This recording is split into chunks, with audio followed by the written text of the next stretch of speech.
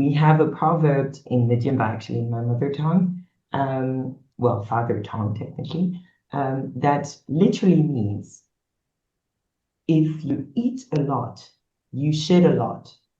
I'm not kidding you. That's really what the proverb is about. That's what my parents used to explain how the tax system functions. Now, jokes aside.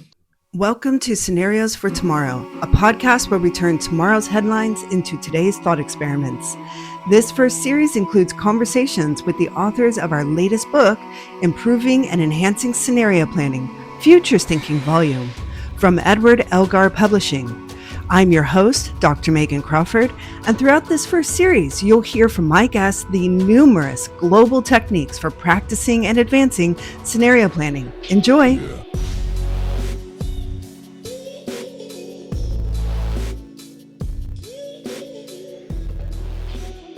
Kwamou Eva Feukeu is the head of the African Center of Expertise and co-runs the Decolonial Comparative Law project at Max Planck Institute for Comparative Private International Law in Germany. She previously worked as the Africa Coordinator for Futures Literacy at UNESCO for 4 years. She has also organized her own practice as a head futurist for such international organizations as UNICEF Innocenti, the OECD, and United Nations Guiding Principles on Business and Human Rights, and with other universities as well. She is also directly invested in artistic interdisciplinary projects such as Lagos Yaoundé Biennials and the Taipei Arts Festival. The main inquiry behind her work has been the question, how to allow space for the negotiation of meaning to deepen conversations. Welcome, Kwamou. It's great to have you here. Thank you for having me. Our circles have crossed a few times over the last couple of years, but this is really the only, I think it might be the first official time we've had a chance to just sit, but the second chance we've seen each other on a computer screen, to be honest. So I really appreciate it.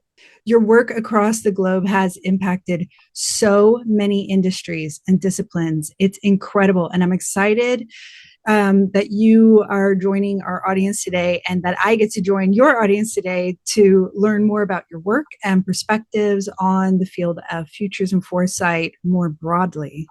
As mentioned in the introduction, we've just published a book together about scenario planning in the 21st century. And at today, almost the middle of 2025, we're here to talk a bit about that. We understand that not all our listeners are familiar with scenario planning, though many may have been introduced to it a bit during the pandemic when our jobs became extremely popular. But one of the motivations to this podcast is to bring our world of futures and foresight science outside the walls of academia, where we largely work and where language is closely controlled, understandably so, but knowledge is not as easy to access as we generally wish it to be, and we assume it to be quite often, which just means the two of us, are here to have a chat with the public today. Your chapter in our book is titled Reframing and Futures Literacy, Tackling the Poverty of the Modern Imagination. So let's get right into it. Thanks. I will do two things. I will first explain what anticipatory assumptions are, and then I will talk about how we can play with them. And so to define anticipatory assumptions, I will say that those are basically our entry points to thinking about the future. So what does it mean concretely? If you are being asked to think about what the world would look like in 2030, or let's be crazy, in 2060, the first thing that you'll do is obviously, you'll think about whether you'll be there to begin with. So, what will be your potential perspective on this, but also you'll then kind of retrieve any information that is available to you, may it be grandmother's stories, may it be what you read on the news or heard from a neighbor, or what you were taught at school, or what you have discussed with colleagues recently. And this will be the type of data that you will then try to project onto the time frame that you wish to go to. And this is a very normal process. For any conversation that you have with people, you always have to rely on something. That's the essence of it. So to talk about anticipatory assumption is not to shame people for having them. It's about people being aware that those exist, and therefore that those can tell us a lot about how people think. What I found to be really exciting about anticipatory assumption, which has been at the core of what my futures work has been about, is how we can actually be put in a position where we can question the reasons why we do things, but we can also connect and relate more to the people in the room. Oftentimes, even if you think about conflicts, the minor conflicts, those originate from both having assumptions and not communicating upon them. And all of that can be, to a certain extent, mitigated. And so if you think about how to be part of a society, to be part of a group, or to be in a relationship is about imagining the future together, it's important to do the work of not necessarily assuming that we have the same idea of what the future is about.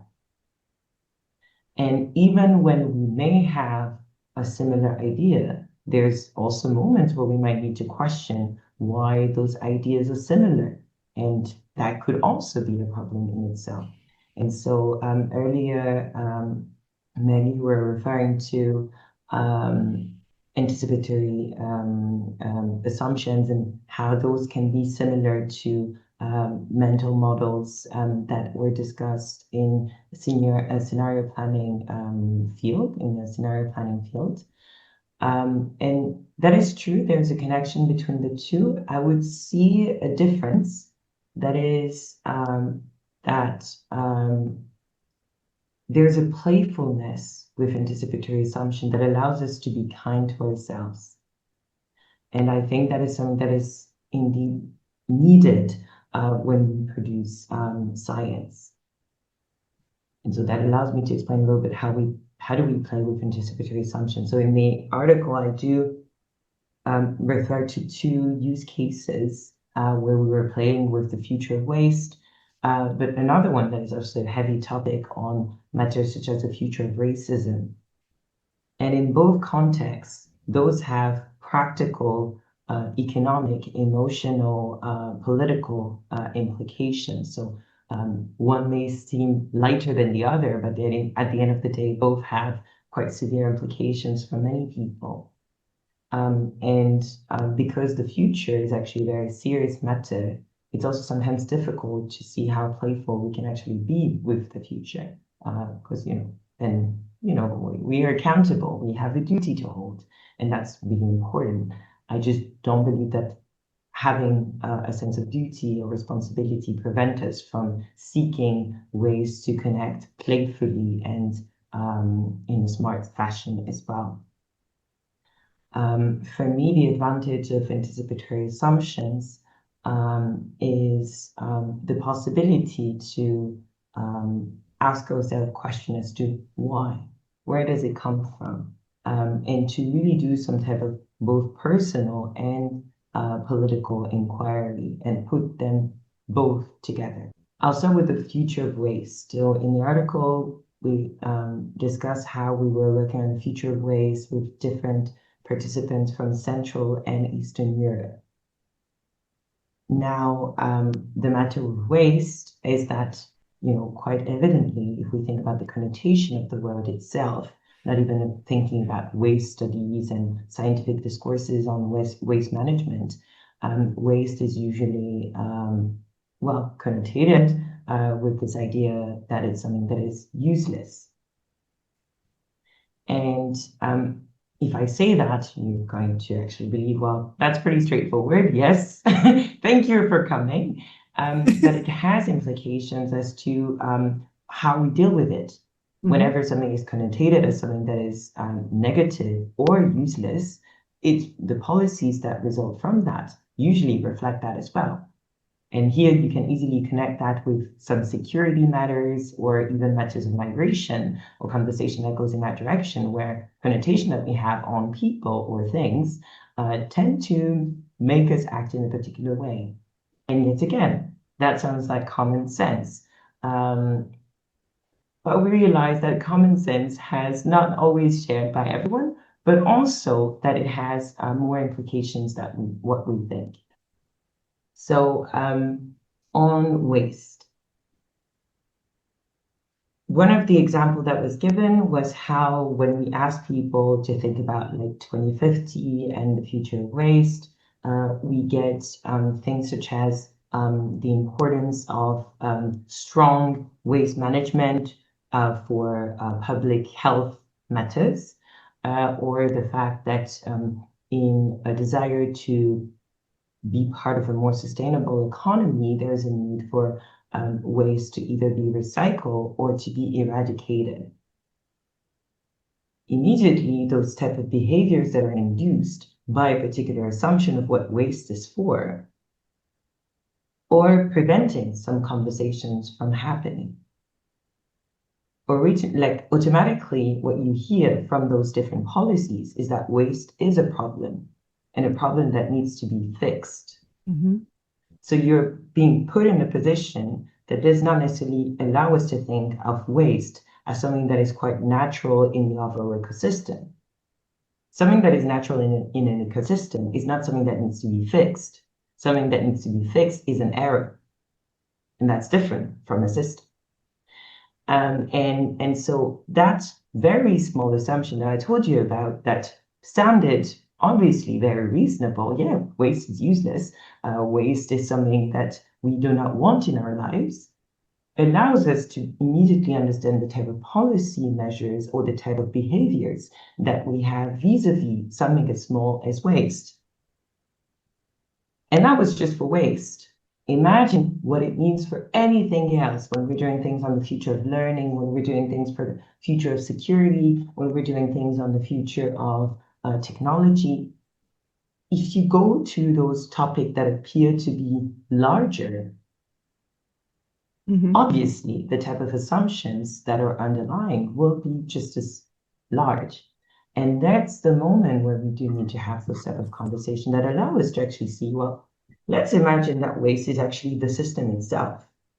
And so if waste is a system, you cannot solve it, and waste is like not only everywhere, so it's not waste is a variable, but we're actually in a waste society. And so the way we interact with one another is basically the same way as what we do, how we deal with waste. What does it mean? Or a situation where we actually see that waste is wealth. Actually, there's a good example from, so I'm Cameroonian, and my group of affiliation is called Bamileke, and there's different Bamileke kingdoms. Now, one of them was a bit further north from where I come from, was known to have a king who would have a pile of waste.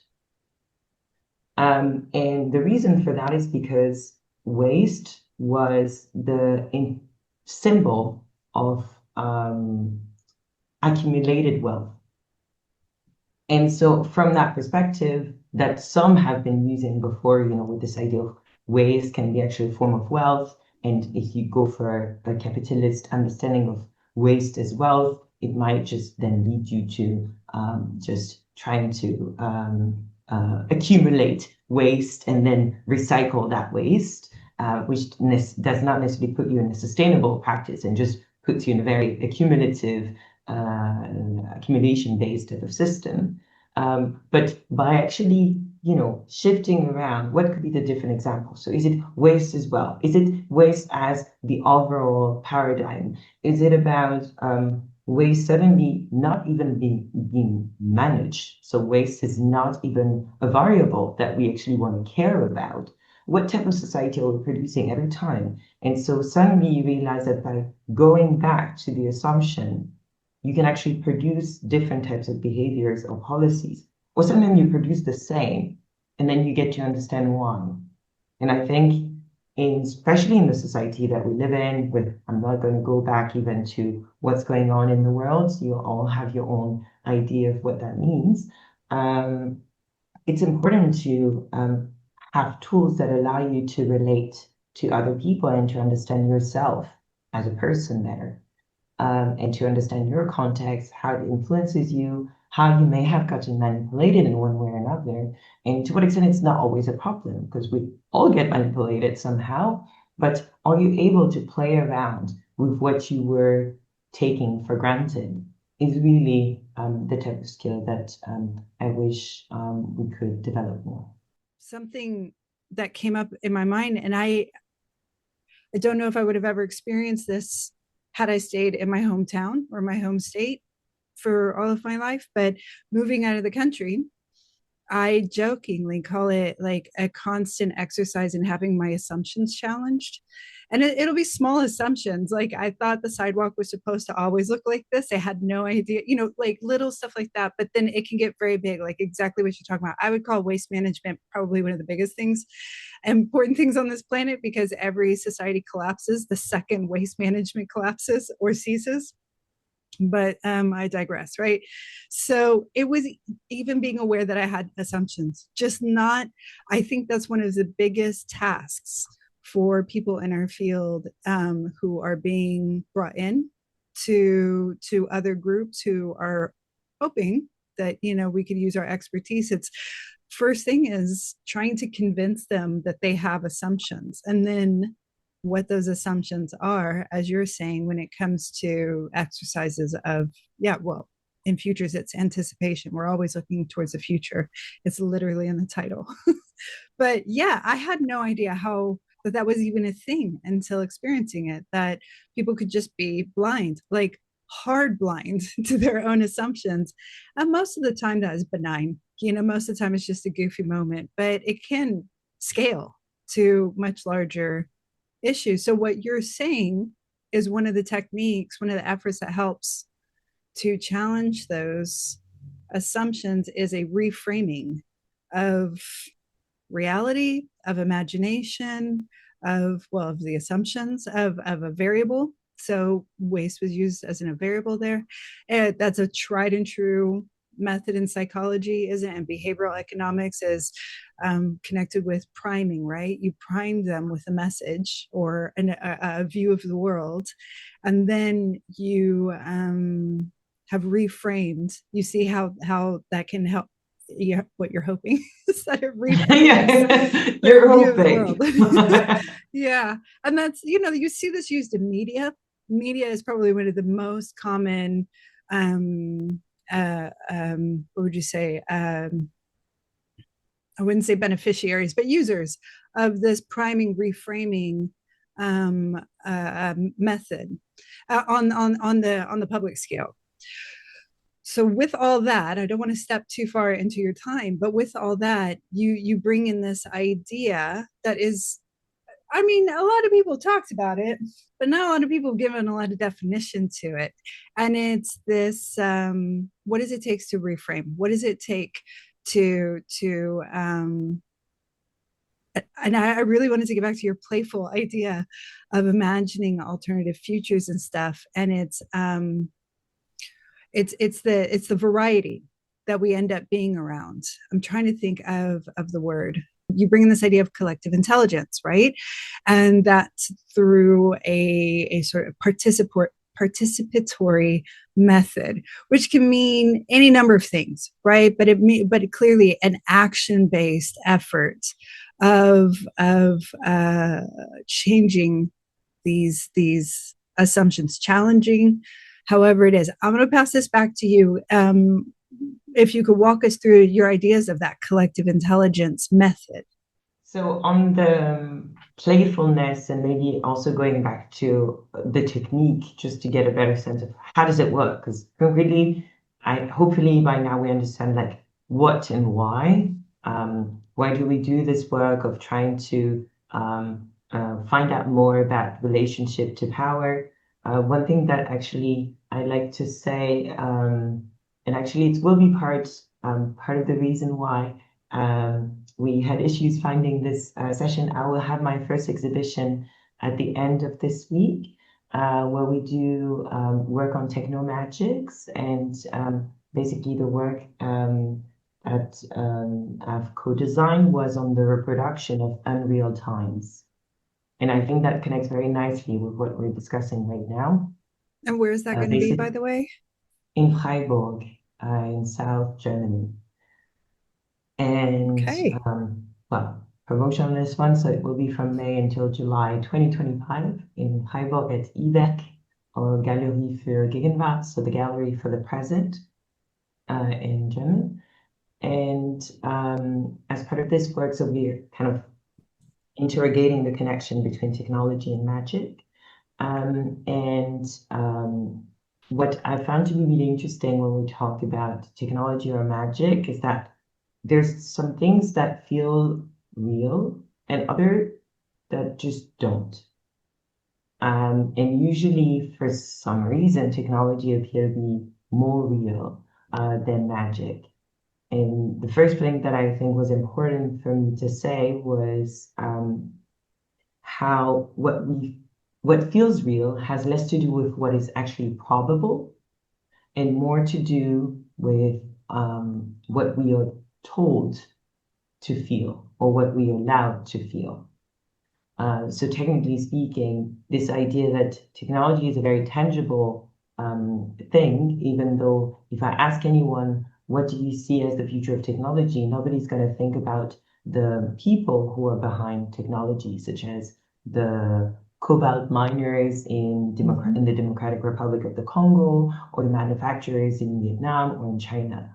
They're going to think about the users, even though I would say those making the tools should be the most tangible aspect of the matter. But somehow that aspect does not really feel real. But the idea of having smart houses feel very real in a way magic will feel also less real because we don't see the process.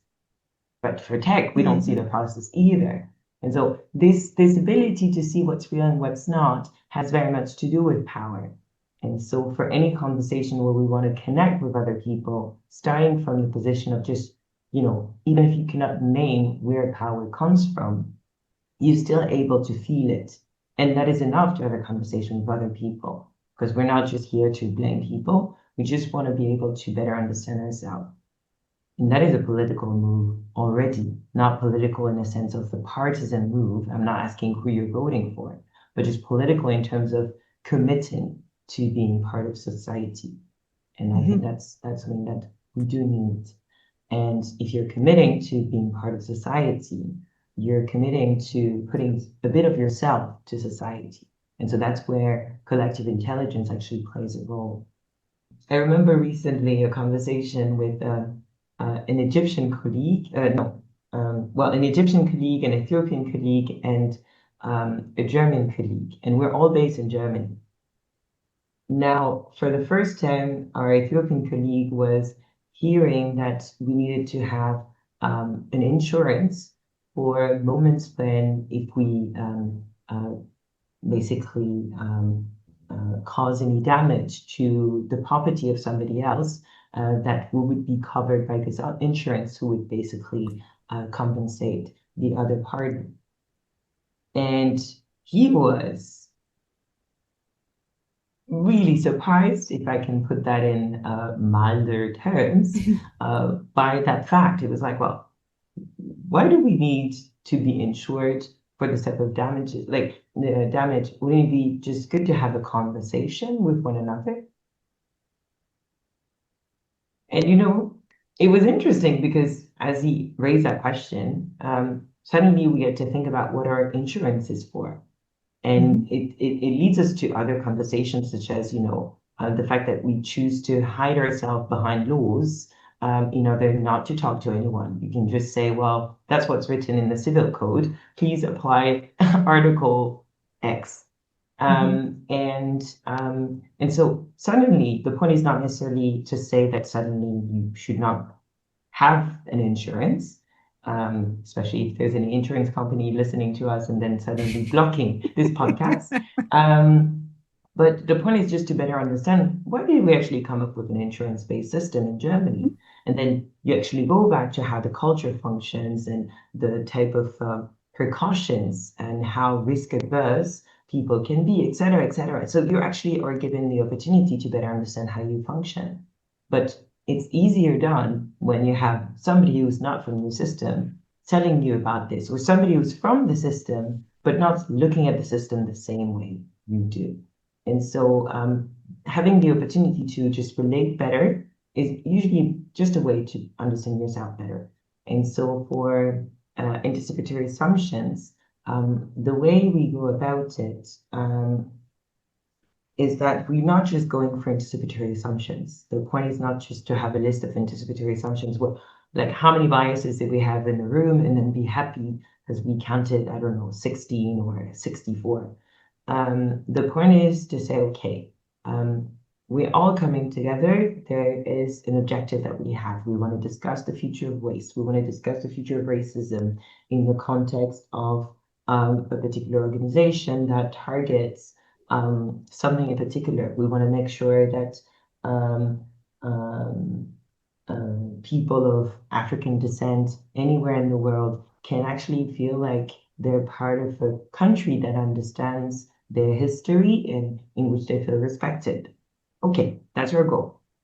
Now, the question is, what are we currently thinking about the world? So how are we looking at what we're doing from the perspective of what will happen in the future?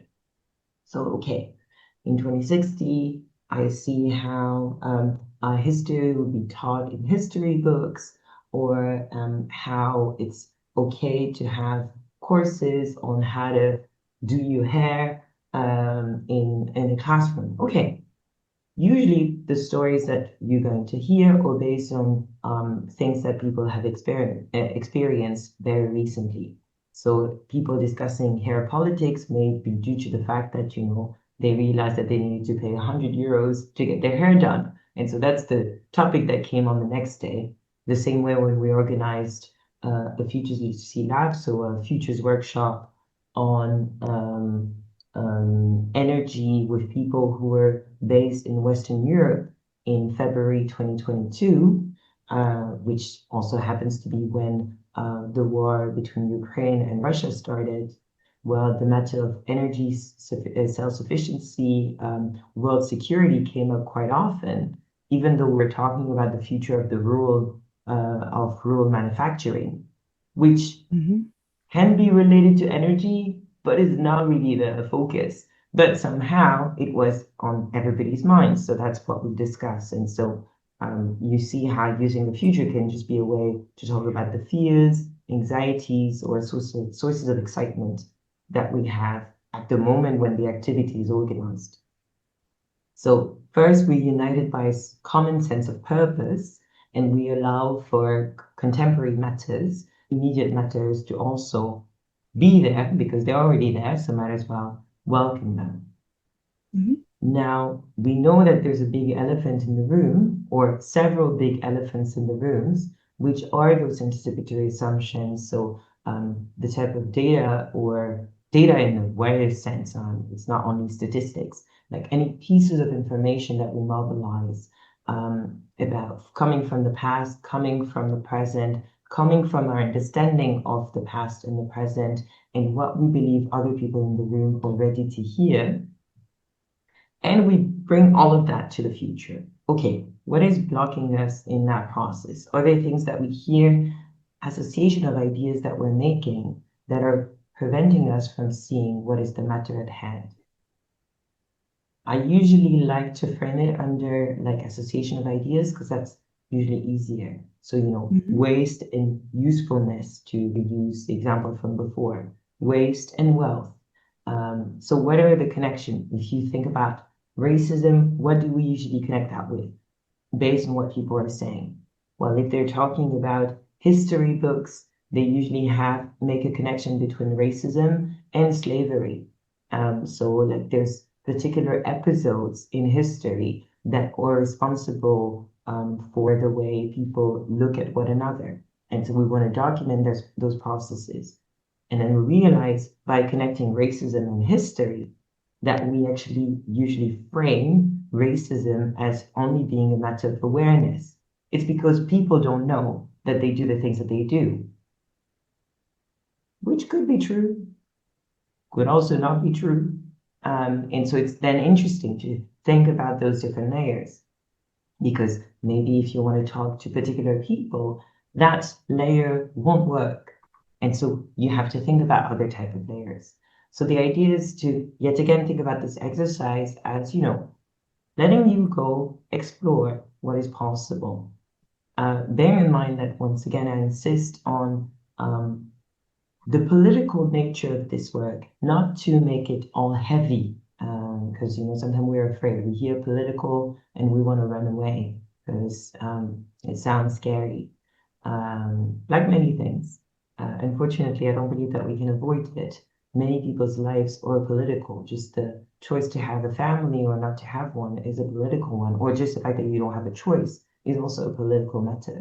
The fact that you go to school, you don't go to school. The fact that you choose to talk to particular people, all of those different matters are heavily political. Even who you love is political. I was going to say, my state class. is now made just existing as certain types of people a political issue. So it's difficult to avoid it. And so that's why I use that term, not to scare people away, but just to contextualize the work that we do. And so when it's a matter of talking about the future, talking about the way society is organized or can be organized, obviously this is the definition of what is political.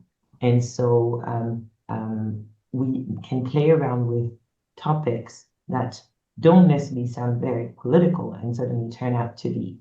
I did things on the future of bread, and we had a lovely conversation, not necessarily with bakers, where people ended up talking about how they don't want to see bread no more because wheat has been taking over any type of conversation. And so they want to actually talk about other ingredients or other cereals. And then that's obviously very much connected to food distribution systems, who get access to the agribusiness industry. So all of those matters, you realize you were just talking about baguettes, and you ended up talking about how our economic systems are built. So from the perspective of techniques, we always bear that in mind. That being said, we do this work in smaller groups. And so this is then the opportunity to just have a conversation with that little group, bearing in mind that we belong to a larger world. Yeah.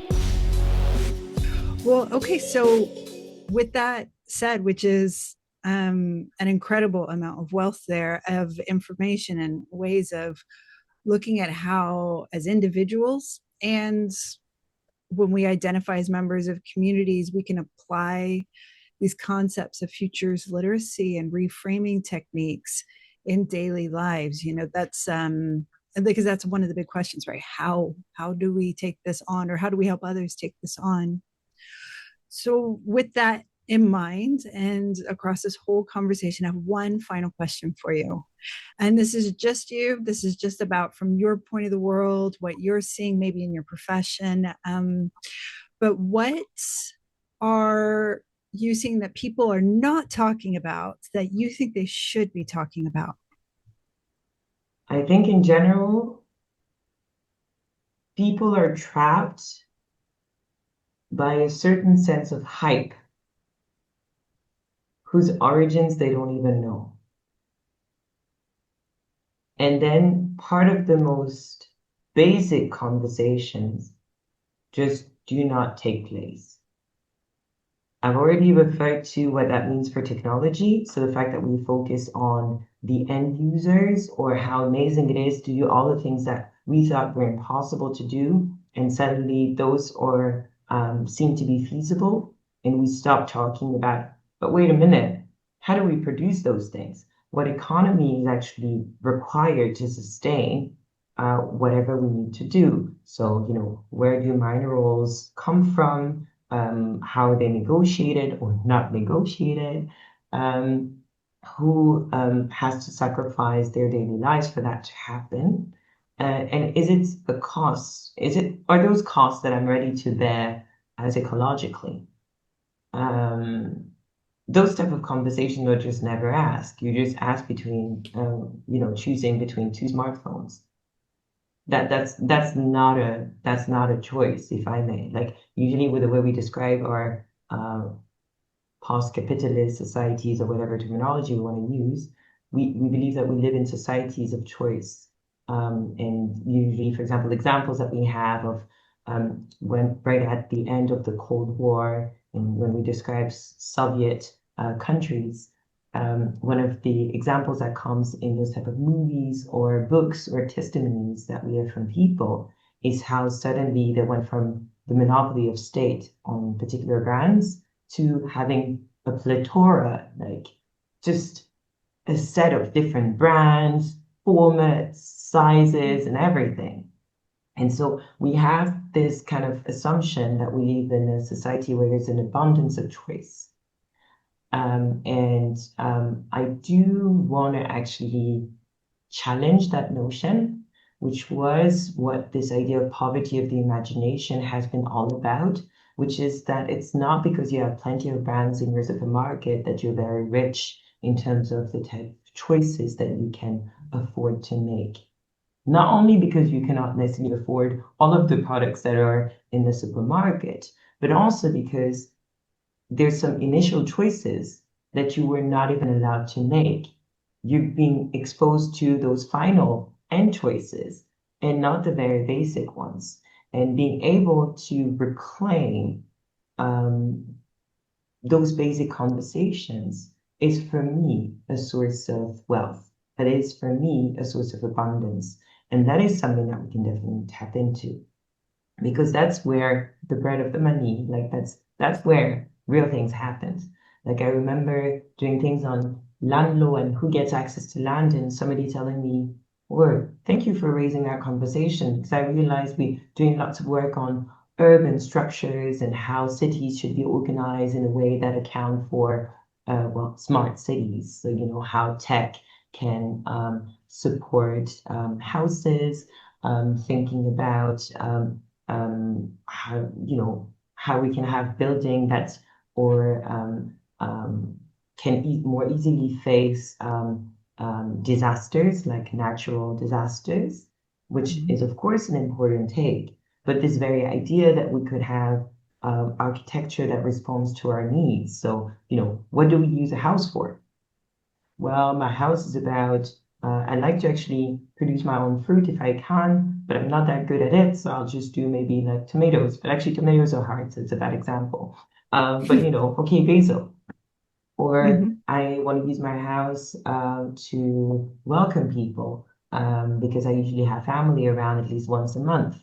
Okay, so what part is actually more important to you? Is it the living room? Is it having more bedrooms? How do people just like sit around? This sounds like a very silly matter, but it's actually, I think, practical conversation that most architects should have. And I believe and trust based on some of the traditional architectural work that many architects are actually interested in those conversations and do hold that space. But you see that when you start with very basic items, those more dominant matters comes up. The same thing as the waste conversation. It started with something that may sound silly, but you realize that there's a series of significant policy and behaviors that are directed by this way of looking at the world. So I would start with the method first in terms of what are people not talking about? Well, it would depend on whatever the matter. But I would say a generic problem that we have comes from that. And then it affects all of the subject matters. It affects the way we think about migration in Lebanon, and we just think about sending people back to where they come from without actually interrogating the type of needs that they have. How do they organize their daily lives? What are their aspirations for the future? What do they want for their families? Where do they project their idea of a dynasty for the family? If we start from there, when you get answers that may be very different from what you might expect, or similar for reasons that you did not suspect. Mhm. It's true for waste, it's true for agriculture, it's true for the way we organize our educational systems. But for sure, let's start with very simple, practical matters that bring us to all of those abstract and meta conversations that are, of course, deeply needed. Okay. Thank you so much. I'm going to do my part to listen to this interview again and see how I can bring that into the practice, because that's what this is about, right? These conversations are about learning from each other, as well as hopefully spreading more knowledge about what we do. So thank you so much. That was really, really just for me, that was an emotional roller coaster of a ride. So I appreciate it very much. And I appreciate you coming today. Thank you for that. Scenarios for Tomorrow is produced by me, Megan Crawford, with invaluable feedback from Dr. Isabella Riza, Jeremy Creep, Brian Ego, and as always, my kids.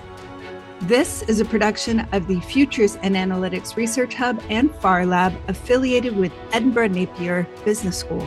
You can find show notes, references, and transcripts at scenarios.farhub.org. That's scenarios.farhub.org. You can follow us across social media by searching for Scenario Futures, all one word. You can subscribe to Scenarios for Tomorrow wherever you listen to your podcasts. Today's track was composed by Rocket, whose links are provided in the show notes.